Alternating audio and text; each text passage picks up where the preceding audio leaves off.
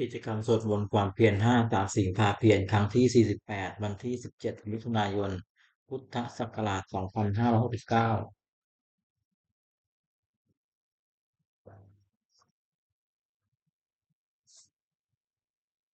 วันนี้เป็นครั้งที่48ตรงกับวันที่17มิถุนายนพุทธศักราช2569ข้าพเจ้านายสุวรรณจีรมกรเขาเป็นวาจาสาธยายพุทธมนต์และสาธยายธรรมถวายเป็นพุทธบูชาธรรมบูชาสังฆบูชาและเป็นอาจาริยบูชาแด่องค์หลวงปู่ทวดและหลวงปู่ศิลาขอเทพเทวดาเจ้าทั้งหลายโปรดจงมาอนุโมทนาในการสวดสาธยายของข้าพเจ้านี้ขอพระคุณพระรัตนตรัยครูบาอาจารย์และเทพเทวดาทั้งหลายโปรดจงบันดาลให้จิตของข้าพเจ้าเป็นสมาธิอันควรแก่การสวดสาธยายมนต์ต่อไป อะระหังสัมมาสัมพุทโธภควาพุทธังภควันตังอภิวาเทมิสวากขาโตภควตาธัมโมธัมมังนัมมัสสามิสุปฏิปันโนภควโตสาวกสังโฆสังฆังนามามิบทสวดชุมนุมเทวดาสมันตาจากปวาเรสุอัตตราคัจฉันตุเทวตานัตถัมมังมุนิราชสสะสุนันตุสาขโมกทังสักเคกาเมจารูเปคิริสิกรตเตจันตริเควิมาเนทีเปรตเตจคาเมตรุวนะ กาเนเคอวะตุมมิเกเตภุมมาจยันตุเทวาชรถารวิสเมยะกะกันทัพพนาคาติทันตาสันติเกยังมุนิวารวจนะสาตโวเมสุนันตุธรรมัสสวนกาโลอยัมปทันตาธรรมัสสวนกาโลอยัมปทันตาธรรมัสสวนกาโลอยัมปทันตา บทสวดนมักการสิทธิคาถานะโมตัสสะภะคะวะโตอะระหะโตสัมมาสัมพุทธัสสะนะโมตัสสะภะคะวะโตอะระหะโตสัมมาสัมพุทธัสสะนะโมตัสสะภะคะวะโตอะระหะโตสัมมาสัมพุทธัสสะบทสวดสัจจกริยคาถานาติเมสรนังอัญญังพุทโธเมสรนังวรังเอเตนะสาจวาเชนะโสติเมหตุสัพพทา นาติเมสรนังอัญญังธัมโมเมสรนังวรังเอเตนะสาจาวาเชนะโสติเมหุตุสาภทานาติเมสรนังอัญญังสังโฆเมสรนังวรังเอเตนะสาจาวาเชนะโสติเมหุตุสาภทา บทสวดมหาสมัยสูตรเอวัมเมสุตังเอกังสัมมยังวะคะวาตะเกสุวิหารติกะปิรวาตุสมิงมาวะเนมหาตาภิกขุสังเคนะสัตติงปัญจมัตเตหิภิกขุสเตหิสัพเพเวะอรหันเตหิตัสหิจโรกธาตุหิเทวตาเยปุยเยนะสันนิปติตาโหนติปะกวันตังทัสรายาภิกขุสังคัญจตโคจตุนนังสุทธาวาตไกกานังเทวานัง เอตตะโหสิยังโคภควาสักเกสุวิหารติกปิรวัตุสมิงมหาเวมาตาภิกขุสังเกนะสัตติปัญจมัตเตหิภิกขุสเตหิสพเพวะอรหันเตหิตตหิเจโลกธาตุหิเทวตาเยปุยเยนะสันนิปติตาโหนติภควันตังทัสสนายาภิกขุสังกันเดยันโนนะมะยัมปิ เยนะภะคะวาเตนุปสังกมยามาอุปสังกมิตวาภะคะวะโตสันติเกปัจเจกาทาอาเสยยามาเตระโคตาเทวตาเสยถาปีนามาปะระวาปุริโสสัมมาจิตังวาปาหังภาษาเลยยปะทะตังวาปาหังสามิเชยเอวเมวตุตาวาเตตุเทเวตุอันตริตาภะคะวะโตปุระโตปาตุรังสุวัตโคตาเทวตาภะคะวันตังอภิวาเตตวัยกมันตังหาตังสุเอกมันตังจาโค เอกาเทวตาภควโตสันติเกมังคาทังอภาติมาตมโยภวนตมิงเทวกายาสมาคตาคตัมไหมมังธรรมะตมยันทกิตาเยวาปราจิตตังคันเตตะโกปราเทวตาภควโตสันติเกมังคาทังอภาติตาลปิขโวสมาทังสุจิตตังอัตโนอุจุกรรมกังสุสารติวเนตานิเกตวายุริยาลักขันติปันวิตาติ อัตโขอปราเทวตาภควโตสันติเกมังคาทังอภาติเจตวาคีลังเจตวาปริคังเอ อินทกีรังโอหะจามะเมชาเตจรันติสุทธาวิวราจักขุมัตตาตันตาสุสุนากาติอาระโกอปาราเทวตาภควโตสันติเกบังคาทังอปาติเยเกจิพุทธังสรณังตาเตระเตกามิสันติปายภูมิงปะหายมุสังเทยังเทวกายาปริภูเรสันติเตระโกภควาภิกขุอามันเตติเยปุยเยนะภิกขเวนะสตุโลกธาตุสุเทวตา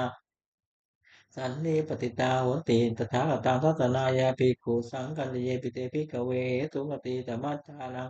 อารันโตสัมมาสัมพุทธาเตสัมปิปะคะวันตานังเอตาปะละมาเยวเทวตาสันนิปติตาเหตุสยถาปิไมหังเอตริเยปิเตภิกขเวภวิสันเตียนาคตมัจจานังอรันโตสัมมาสัมพุทธาเตสัมปิปะคะวันตานังเอตา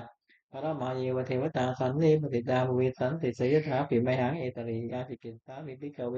เทวกายานังนามานิจิตยิตามิภิกขเวเทวกายานังนามานิเตติตามิภิกขเวเทวกายานังนามานิตังสุนาถาสารุกามาสีกโรธาปาติตามิเตวันมันเตติโกเตปิโกโวโตปัจจโตสุพระกวาเอตัตโวจัสสิโลกมนุษย์กัสสามิยถาภูมิมานุสิตาเยติตากิริกัปปะลังเอตัตตาตมายตาปูตุริหาวสัลลีนาโรมังสาปิตัมพุโนโวทาตมัสสาสุตตาอุสันนัมราวิราคุยโยปัญจเตตวามะเลกาปิตวัตเว ปโตอามันตุยิสัทธาสาวกเกสัสเนรเตเทวกายาภิกันตาเตวิชานาถาภิกขวเตจาตาปมะกะวุสุตวาพุทธัสสะทัสสนังเตสัมปาตุโลยานามุสาทัสสนังอเปเกสัตมัตตะกุสัตตังอัตตะสริสัตตังเอเกสัตตานามุสานมัตตุงอเปเกนันตมัตตะกุวิสัตตะภาปตาหุตันจัตตะปังอภิญญายะเพราะว่ากิจจักรวันตโตมันยิสัทธาสาวกเกสัสเนรเตเทวกายาภิกันตาเตวิชานาถาภิกขวโยหังกิตยิสามิกิราหิ อนุปุปโสสัตตาตถาวิยขาภูมิมาคาเปรสวัยที่มันโตทุติมันโตวันมันโตจะสันติโนมนุมานาอภิกามุงปิกูนางลมิติงนางจากสุดท้ายอุตายกานานาตวันนี้หน่อยที่มันโตทุติมันโตวันนั้นมันโตจะสันติโนมนุมานาอภิกามุงปิกูนางลมิติงนางสาตาคีราติสัตตายกานานาตวันนี้หน่อยที่มันโตทุติมันโตวันนั้นมันโตจะสันติโนมนุมานาอภิกามุงปิกูนางลมิติงนางอิเจเตโตระตาตาหัสสายกานานาตวันนี้หน่อยที่มันโตทุติมันโต วันนั้นมันตยถาตินมันมานาภิกขามงภิกขุนางสมิตินางเวทามิตาปัญจตายาคานานาตวันนี้หน่อยที่มันตุทิติมันโตวันนั้นมันตยถาตินมันมานาภิกขามงภิกขุนางสมิตินางคุมพิโรนัตถิโกเวปุสสานิเวตนางปุยโยนางสาสังยาคานางเดปะติคุมพิโรนัตถิโกโสปะคาสมิตินางปุริบัญจติสังราชาตตาตโตปัสสะตติกันทัปปานางเทปติมหาราชายาติโตปุตตาปิตัสสะพะโว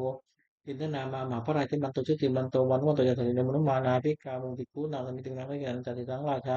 วิรุณโหตัปปัสสะตติกุมารนังเทปติมหาราชายาตโนบุตตาปิตัสสะภาโวอินทนามามหาพระราชิมันโตชุติมันโตวันวันโตยตติโนมนุมานาภิกขามุงภิกขุนางสมิตินาง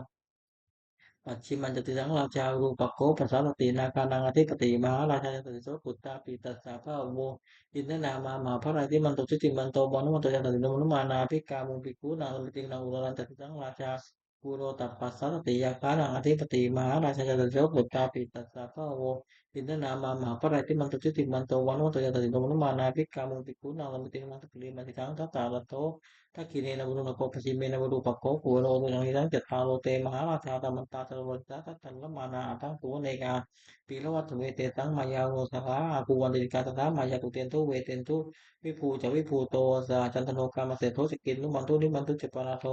โอปมัญญจเทวตุโตเจมาตริกิตตเตโนจะคันทโพนโอราชาจโนสโกอาภูปัญจติโกเจวติมบรุจเวตตาเอเตจันเยจราชาโนคันทปาดาราชุวิโมนมานาภิกขามุภิกขุนางสมิตินางอัฏฐาภูนาภตานาคาเวสา ลาสหตัจจกะกัมพรัตนาภูปายาคาสายติพิยามุนาทัตตานัตตาจากูนาคายตติโนเอราวันโนมานาโกโตปะคะสันตินังเยนาคาราเชตตาลันติติปาติชาปักกิวิรุจจักขูเวหันตา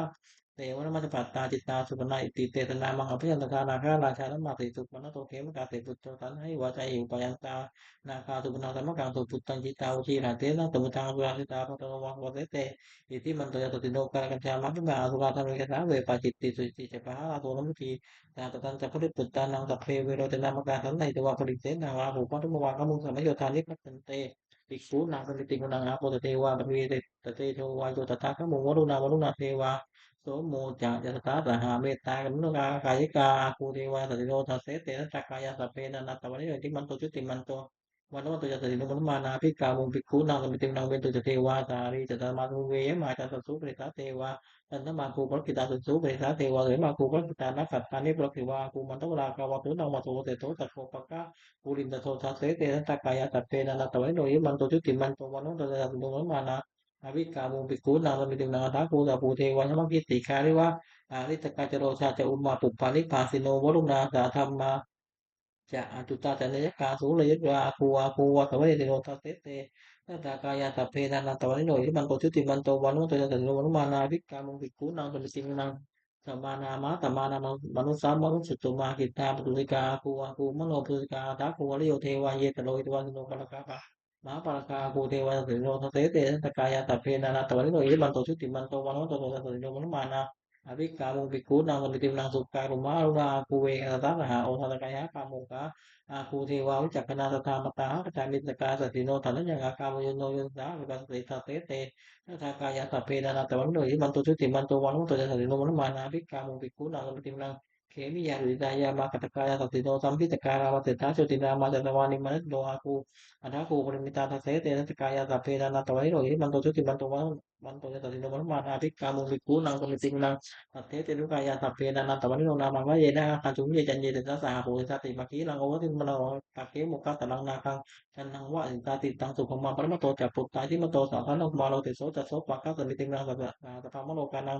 นาปมาพิติตติอุปปันโนจุติมันโตวิมากายโยสัตถิโตทัสเสถาอิสราภูปัจเจกโนติโนเตทันจามัสโตอาคาอันติโตปริวารโตเตสัสสเปพริกันเตสินเตเทเวตระมะเกมังเสนาภิกขานิปัตตะกะนาวันยัง เอตาคณาถาปันธาลาเกนะปันธมัตถุโรตตปาปริวาเลธามาโวมุจิตโรตินังอิติตัสสะมหาเสนโลกันหาเสนังอเปตยิปรินาตระมหาจารสรังกตวันเวรวังยะทัพพุสิโกเมโกตยะนันโตทวิโกตาธาโตปิตุดาวตุทั้งโทยังวังเสตันจัตตพังพิญญายะวะวังหิวนัสถุมังกโตมังยิสัทธาสัพเกตัตเตนะเตมมาเสนาภิกันตาเตวิชานาถาภิกขโวเตจาตาปมะตงสุตวามุตตะทัตนังวีตระเคปะกามุเนสังโลมังปีนิยุสเปวิจิตนังกามังพยาติตาจัตติโนโมนันติตะปุเตสาวกาเตชะเนติตาเต บทสวดบูชาหลวงปู่ทวดนะโมโพธิสตโตคันติมายะติภวานะโมโพธิสตโตคันติมายะติภวานะโมโพธิสตโตคันติมายะติภวา นวโกวาทฉบับประชาชนสมเด็จพระมหาสมณเจ้ากรมพระยาวชิรยานวโรรสธรรมวิภาคทุกกะคือหมวดสองธรรมมีการละมากสองอย่างหนึ่งสติความรู้ตัวแน่สองสัมปชัญญะความรู้ตัวทำเป็นโลกบันคือคุ้มครองโลกสองอย่างหนึ่งคือความน่าแก่ใจสองสปาความเกรงกลัวทำมันทำให้งานสองอย่างหนึ่งสันติความอดทนสองสุจาความเสงี่ยมบุคคลหนักได้แยกสองอย่างหนึ่งบุปการีบุคคลผู้ทำบุปการะก่อนสองกตัญญูกตเวทีบุคคลผู้ รู้อุปการะที่ท่านทำแล้วและตอบแทนติกาคือหมวดสามลักษณะสามอย่างพระพุทธหนึ่งก็ทำหนึ่งก็สงฆ์หนึ่งท่านผู้สอนให้ประชุมชนผู้ชอบด้วยกายวาจาใจตามพระธรรมวินัยที่ท่านเรียกว่าพระพุทธศาสนาที่พระพุทธเจ้าสองพระธรรมวินัยเป็นคำสั่งสอนของท่านชื่อพระธรรมสามหมู่ชนที่ฟังคำสอนของท่านแล้วปฏิบัติตามพระธรรมวินัยชื่อพระสงฆ์คุณสอนรัตนสามอย่างพระพุทธเจ้ารู้ดีรู้ชอบด้วยพระองค์เองก่อนแล้วสอนผู้อื่นให้รู้ตามด้วยพระธรรมย่อม รักษาผู้ปฏิบัติไม่ให้ตกไปในที่ชั่วพระสงฆ์ปฏิบัติชอบตามคำสอนของพระเจ้าแล้วสอนผู้อื่นให้กระทำตามด้วยอาการที่พระเจ้าทรงสั่งสอนสามอย่างหนึ่งทรงสั่งสอนเพื่อจะให้ผู้ฟังรู้ยิ่งเห็นจริงในธรรมที่คนรู้คนเห็นสองทรงสั่งสอนมีเหตุที่ผู้ฟังอาจต้องตามไม่เห็นจริงได้สามทรงสั่งสอนเป็นอัศจรรย์คือผู้ปฏิบัติตามย่อมได้ประโยชน์โดยสมควรแก่ความปฏิบัติ โอวาทของพระเจ้าสามอย่างหนึ่งเว้นจากทุจริตคือประพฤติชั่วด้วยกายวาจาใจสองประกอบสุจริตคือประพฤติชอบด้วยกายวาจาใจสามทำใจของตนให้หมดจดจากเครื่องเศร้าหมองมีโรคโกรธหลงเป็นต้นทุจริตสามอย่างหนึ่งประพฤติชั่วด้วยกายเรียกกายทุจริตสองประพฤติชั่วด้วยวาจาเรียกวจีทุจริตสามประพฤติชั่วด้วยใจเรียกมโนทุจริตกายทุจริตสามอย่างฆ่าสัตว์หนึ่งก็ชอบหนึ่งประพฤติผิดในกามหนึ่งวจีทุจริตสี่อย่างผู้เท็จหนึ่งผู้สัตย์เท็จหนึ่งผู้คำหยาบหนึ่งผู้พูดเจ้อหนึ่ง มโนทุจริตสามอย่างลดเป็นได้ของเขาหนึ่งมีบาปปองร้ายเขาหนึ่งเห็นพิจักทองคำหนึ่งทุจริตสามอย่างนี้เป็นจิตไม่ควรทำควรแก่ละเสียสุจริตสามอย่างหนึ่งพูดชอบด้วยกายด้วยกายสุจริตสองพูดชอบด้วยวาจาเรียกวจีสุจริตสามพูดชอบด้วยใจเรียกมโนสุจริตการสุจริตสามอย่างเว้นจากฆ่าสัตว์หนึ่งเว้นจากลักซ่อนหนึ่งเว้นจากประพฤติผิดในกามหนึ่งวจีสุจริตสี่อย่างเว้นจากพูดเท็จหนึ่งเว้นจากพูดส่อเสียดหนึ่งเว้นจากพูดคำหยาบหนึ่งเว้นจากพูดเพ้อเจ้อหนึ่งมโนสุจริตสามอย่างไม่ลดอย่างได้ของเขาหนึ่งไม่พยายามทำร้ายเขาหนึ่ง เห็นชอบตามความนำหนึ่งส่วนสามอย่างนี้เป็นกิจควรตามกฎแห่งพุทธอกุศลมูลสามอย่างรากเหง้าของอกุศลเลขกุศลมูลมีสามอย่างคือโลภะ อยากได้หนึ่งโทสะคิดเป็นทุกข์ร้ายเขาหนึ่งโมหะหลงไม่รู้จริงหนึ่งเมื่อกุศลมูลเหล่านี้โลภะโทสะโมหะก็ดีมีอยู่แล้วกุศลอื่นที่ยังไม่เกิดขึ้นที่เกิดขึ้นแล้วก็จะมีมากขึ้นเหตุนั้นควรละเสียกุศลมูลสามอย่างรากเหง้าของกุศลและกุศลมูลมีสามอย่างคืออโลภะไม่อยากได้หนึ่งอโทสะไม่คิดเป็นทุกข์ร้ายเขาหนึ่งอโมหะไม่หลงหนึ่งถ้ากุศลมูลเหล่านี้อโลภะโทสะโมหะก็ดีมีอยู่แล้วกุศลอื่นที่ยังไม่เกิดก็เกิดขึ้นที่เกิดแล้วก็เจริญมากขึ้นเหตุนั้นควรให้เกิดมีในสันดานสัพพุริสสัพพัญญะคือข้อที่สรุปตั้งไว้สามอย่างหนึ่งทานสละสิ่งของตนเพื่อเป็นประโยชน์แก่ผู้อื่นสองอุปชฌาย์ถือบวชเป็นอุบายเว้นจากการเบียดเบียนกันและกันสามมาตาปฏิอุปถัมภ์ปฏิบัติมารดาบิดาของตนให้เป็นสุขอาปันนกปฏิปทาคือปฏิบัติไม่ผิดสามอย่างหนึ่งอินทรียสังวรสำรวมอินทรีย์หกคือตาหูจมูกลิ้นกายใจไม่ยินดีร้ายในเวลาเห็นรูปฟังเสียงรสกลิ่นลิ้มรสถูกต้องโผฏฐัพพะรู้ธรรมารมณ์ด้วยใจสองโพธิเนมตัญญุตารู้จักประมาณในการกินอาหารแต่พอสมควรไม่มากไม่น้อยสามฉากที่ยานุยุประกอบความเพียรเพื่อชำระใจให้หมดจดไม่เห็นแก่น้อยมากนาบุญกิยาวัตถุสามอย่างหนึ่งสิ่งที่เป็นที่ตั้งแห่ง การบำเพ็ญบุญเรียกบุญเกียรติวัตถุตัวย่อมีสามอย่างหนึ่งธนมัยบุญสำเร็จด้วยการเด็ดจากทานสองศีลมัยบุญสำเร็จด้วยการรักษาศีลสามภาวนาภัยบุญสำเร็จด้วยการเจริญภาวนาสามลักษณะสามอย่างลักษณะที่เสมอกันแก่สังขารทั้งปวงเรียกสามลักษณะไตรลักษณ์ก็เรียกแยกเป็นสามอย่างหนึ่งนิจตาความเป็นของไม่เที่ยงสองทุกตาความเป็นทุกข์สามรัตตาความเป็นของไม่ใช่ของตน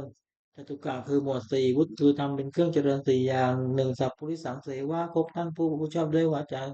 กายวาจาใจที่เรียกว่าสัตตบุรุษสองสัทธรรมะสวนะฟังธรรมคำสอนของท่านโดยเคารพสามโยนิโสมนสิการสี่ตองให้รู้จักสิ่งดีหรือชั่วโดยอุบายที่ชอบสี่ธรรมานุธรรมะปฏิประพฤติปฏิบัติธรรมสมควรแก่ธรรมซึ่งได้ต้องเห็นแล้วจากสี่หนึ่งปฏิรูปเทสาวาตาอยู่ในประเทศอันสมควรสองสัพพุริสุปัฏฐยาครบสัตตบุรุษสามอัตตาสัมมาปณิที่ตั้งตนไว้ชอบสี่บุพเพและปุญญาตาความเป็นผู้ได้ทำความดีไว้ในปางก่อน ทำสี่อย่างนี้หลุดล้อลดนำไปสู่ความเจริญอคติสี่หนึ่งลำเลียงเพราะรักใคร่กันเรียกฉันทากติสองลำเลียงเพราะไม่ชอบกันเรียกโทสะคติสามลำเลียงเพราะเขาเรียกโมหคติสี่ลำเลียงเพราะกลัวเรียกพยาคติอคติสี่ประการนี้ไม่ควรมาพึ่งอันตรายของภิกษุสามเณรผู้บวชใหม่สี่อย่างหนึ่งอดทนต่อคำสั่งสอนไม่ได้คือเบื่อต่อธรรมสั่งสอนที่จะเกียรติทำตามสองเป็นคนเห็นแก่ปากท้องทนความอดอยากไม่ได้สามเพลิดเพลินในกรรมคุณทุกอย่างอยากได้สุขยิ่งขึ้นไปสี่รักผู้หญิง ภิกษุสามเณรผู้หวังความเจริญแก่ตนควรระวังอย่าให้อันตรายสี่อย่างย่ำยีได้ประทานคือความเพียรสี่อย่างหนึ่งต้องประทานเพียรระวังไม่ให้บาปเกิดขึ้นในสันดานสองประทานเพียรละบาปที่เกิดขึ้นแล้วสามประทานเพียรให้กุศลเกิดขึ้นในสันดานสี่อนุรักษณประทานเพียรรักษากุศลที่เกิดขึ้นแล้วไม่ให้เสื่อมความเพียรสี่อย่างนี้เป็นความเพียรชอบควรประกอบไม่มีในตนอธิษฐานธรรมคือธรรมที่ควรตั้งไว้ในใจสี่อย่างหนึ่งปัญญารอบรู้สิ่งที่ควรรอบรู้สองสัจจะความจริงใจคือพุทธสิ่งใดก็ให้ได้จริงสามจาคะสละ สิ่งที่เป็นข้าศึกแก่ความจริงใจสี่หรือมาสงบใจจากสิ่งที่เป็นข้าศึกแก่ความสงบอิทธิบาทคือคุณเครื่องให้สำเร็จความประสงค์สี่อย่างหนึ่งฉันทะวะพอใจรักใคร่ในสิ่งนั้นสองวิริยะเพียรประกอบสิ่งนั้นสามจิตตาเอาใจฝักใฝ่ในสิ่งนั้นไม่วางทุราสี่วิมังสาหมักติดตามพิจารณาเหตุผลในสิ่งนั้นคุณสี่อย่างนี้มีบุญแล้วชักนำบุคคลให้ถึงสิ่งที่ต้องประสงค์ซึ่งไม่เหลือวิสัยควรทำความไม่ประมาทในที่สี่สถานหนึ่ง ในการละกายทุจริตประพฤติกายสุจริตสองในการละวจีทุจริตประพฤติวจีสุจริตสามในการละมโนทุจริตประพฤติมโนทุจริตสี่ในการละความเห็นผิดทำความเห็นให้ถูกอีกอย่างหนึ่ง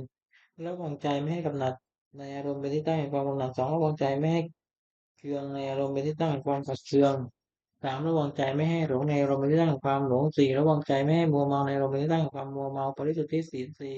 หนึ่งปฏิโมกข์สังวรสำรวมพระในพระปฏิโมกข์เว้นข้อที่พระเจ้าห้ามทำตามข้อที่ พระองค์อนุญาตสองอินทรีย์สังวรสำรวมอินทรีย์หกคือตาหูจมูกลิ้นกายใจไม่ให้ยินดีร้ายในเวลาเห็นรูปฟังเสียงลมกลิ่นลิ้มรสถูกต้องพุทธพระรู้ธรรมารมณ์ด้วยใจสามอธิวบริสุทธิ์ที่เลี้ยงชีวิตโดยทางที่ชอบไม่หลอกลวงเขาเลี้ยงชีวิตสี่ปัจจยปัจจเวขณะพิจารณาเสียก่อนจึงเป็นพวกปัจจัยสี่คือจีวรมิถบาทเสนาสนะและเภสัชไม่เป็นพวกด้วยตัณหา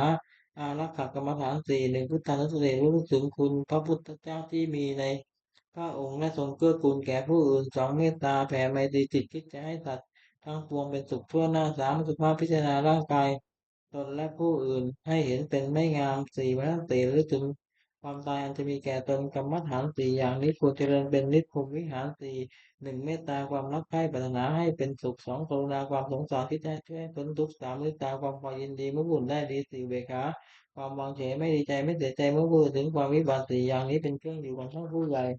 สติปัฏฐานสี่หนึ่งกายานุปัสสนาสองเวทนานุปัสสนาสามจิตานุปัสสนาสี่ธรรมานุปัสสนาสติกำหนดพิจารณากายเป็นอารมณ์ว่ากายนี้สักว่ากายไม่ใช่สัตว์บุคคลตัวตนเราเขาเรียกกายานุปัสสนาสติกำหนดพิจารณาเวทนาคือสุขทุกข์และไม่ทุกข์ไม่สุขเป็นอารมณ์ว่าเวทนานี้ก็สักว่าเวทนาไม่ใช่สัตว์บุคคลตัวตนเราเขาเรียกเวทนานุปัสสนาสติกำหนดพิจารณาใจที่เศร้าหมองหรือผ่องแผ้วเป็นอารมณ์ว่าใจนี้สักว่าใจไม่ใช่สัตว์บุคคลตัวตนเราเขาเรียกจิตานุปัสสนาสติกำหนดพิจารณาธรรม ที่เป็นกุศลหรือกุศลที่บังเกิดจิตใจเป็นอารมณ์ว่าธรรมนี้สักว่าธรรมไม่ใช่สัตว์บุคคลตัวตนเราเขาเรียกธรรมอนุปัสสนาธาตุกรรมฐานสี่ธาตุสี่คื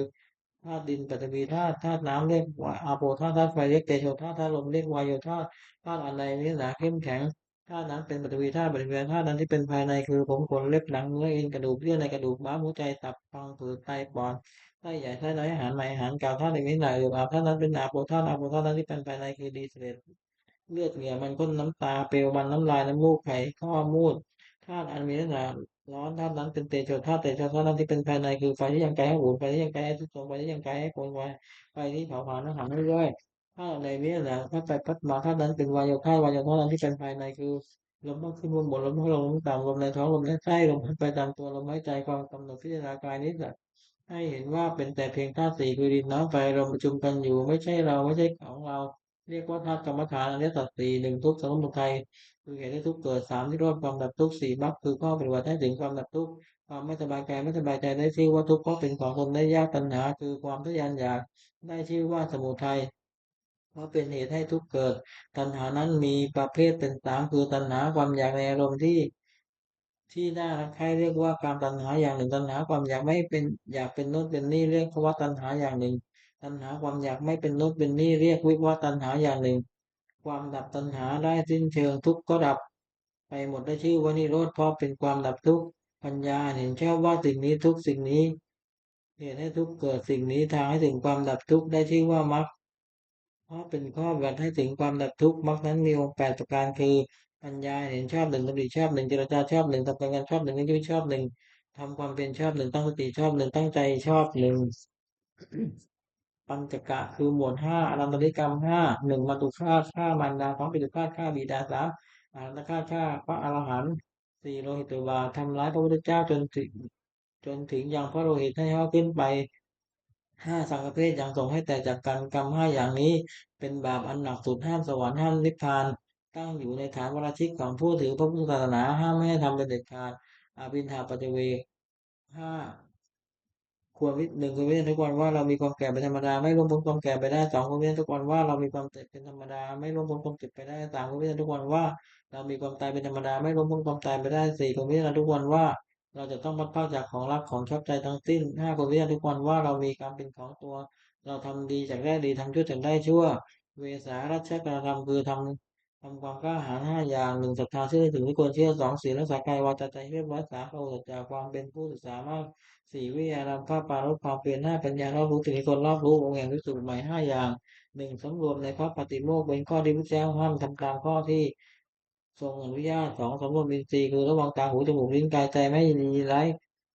ครอบงำได้ในเวลาเห็นรูปด้วยในตาเป็นต้นความเป็นคนไม่เอิกกระเริกเฮฮาสามความเป็นคนไม่เอิกกระเริกเฮฮาสี่อยู่ในเสนาอันสงัดห้ามีความเห็นชอบภิกษุใหม่คนตั้งอยู่ในธรรมห้าอย่างนี้องค์แห่งธรรมถึกคือนักเทศน์ห้าอย่างหนึ่งแสดงธรรมไม่ทำไปโดยลำดับไม่ตรัสให้กับความสองอ้างเหตุผลแนะนำให้ผู้ฟังเข้าใจสามตั้งจิตเมตตาปรารถนาให้เป็นประโยชน์แก่ผู้ฟังสี่ไม่แสดงธรรมเพราะเห็นแก่ลาภห้าไม่แสดงธรรม กระทบตนและผู้อื่นคือว่าไม่ยกตนเสียดสีผู้อื่นภิกษุผู้ใดได้ทำมาถึงพึงตั้งองค์ห้าอย่างประการห้าอย่างนี้ไว้ในตนธรรมะสวนาในสองคือให้ตรงแห่งการฟังธรรมห้าอย่างหนึ่งผู้ฟังย่อมได้ฟังสิ่งที่ยังไม่เคยฟังสองสิ่งที่ได้เคยฟังแล้วแต่ไม่เข้าใจชัดย่อมเข้าใจสิ่งนั้นชัดสามบรรเทาความสงสัยเสียได้สี่ทำความเห็นให้ถูกต้องได้ห้าจิตของผู้ฟังย่อมผ่องใสพระคือทำเป็นกำลังห้าอย่างหนึ่งศรัทธาความเชื่อ สองเรียกความเพียรสามสี่ความรู้ได้สี่สมาธิความตั้งใจมั่นห้าปัญญาความรอบรู้อินทรีย์ห้าก็เรียกว่าเป็นใหญ่ในจิตของตนนิวรณ์ห้าทำอันกั้นจิตใจไม่ให้รู้ความดีเรียกว่านิวรณ์มีห้าอย่างหนึ่งพอใจรักใคร่อารมณ์เป็นที่ชอบใจมีรูปเป็นต้นเรียกกรรมฉันสังปองร้ายผู้อื่นเรียกพยาบาทสามความที่จิตอดหู่และเคลิบเคลิ้มเรียกขีดวิชาสี่ฟุ้งซ่านและรำคาญเรียกอุทธัจจะกุกุจจะห้ารังเลไม่ตกลงเรียกวิจิกิจฉาขันธ์ห้า กายกับใจนี้แบ่งออกเป็นห้ากองเรียกว่าขันธ์ห้า หนึ่งรูปสองเวทนาสามสัญญาสี่สังขารห้าวิญญาณธาตุสี่คือดินน้ำไฟเราประชุมกันเป็นกายนี้เรียกว่ารูปความรู้สึกอารมณ์ว่าเป็นสุขคือสบายกายสบายใจหรือเป็นทุกข์คือไม่สบายกายไม่สบายใจหรือเฉยๆคือไม่ทุกข์ไม่สุขเรียกว่าเวทนาความจำได้หมายรู้คือจำรูปเสียงกลิ่นรสโผฏฐัพพะอารมณ์ที่เกิดกับใจได้เรียกว่าสัญญาเจตสิกธรรมคืออารมณ์ที่เกิดกับใจเป็นส่วนดีเรียกกุศลเป็นส่วนชั่วเรียกอกุศลเป็นส่วนกลางๆไม่ดีไม่ชั่วเรียกอัพยากตะเรียกว่าสังขารความรู้อารมณ์ในเวลาเมื่อรูปมากระทบตาเป็น ต้นเรียกวิญญาณขันธ์ห้านี้ย่อเรียกว่านามรูปเวทนาสัญญาสังขารวิญญาณรวมเข้าเป็นรูปรวมเข้าเป็นนามรูปรวมเป็นรูปฉักกะคือหมวดหกคารวะหกอย่างหนึ่งความเพ้อเฟ้อในพระพุทธเจ้าหนึ่งในพระธรรมหนึ่งในพระสงฆ์หนึ่งในความศึกษาหนึ่งในความไม่ประมาทหนึ่งในการปฏิสันถานคือต้อนรับฟ้าสายหนึ่งภิกษุควรคารวะหกประการนี้